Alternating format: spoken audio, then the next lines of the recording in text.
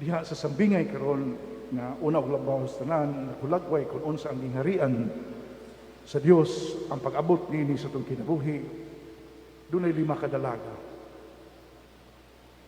Ang 5 gi-describe yun nga maalamon kay nagdala sila og lana alang silang suga. Ang laing 5 gitawag og danghag. Nga naman, wala sila'y pangandam. O wa yun sila maghuna-huna kung unsay angay nilang pagabuhaton.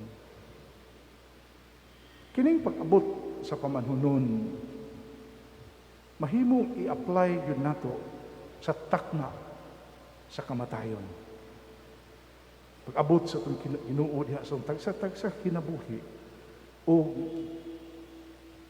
wala gyud ta mahibalo kung kanusa. Apan sa atong kahimtang karon, ang kamatayon may tabo dinhi gani sa atong parokya mismo, diha gyud sa atong mga kasilinganan.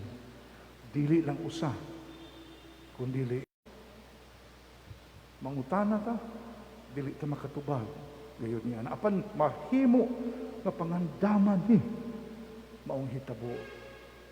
Alang ka natong matuhuon, mahimo na to ang pagpangandam una og labaw sa tanan sa pagpuyo sa pagbinuotan karon, sa pagpuyo sa maayo nga kinabuhi karon, sa pagtuman sa kabubuton sa Ginoo karon, o pagpasalamat sa Ginoo karon sa daghang mga grasya nga nagalihok bisan pa man nining COVID-19 nga anaa sa atong kinabuhi.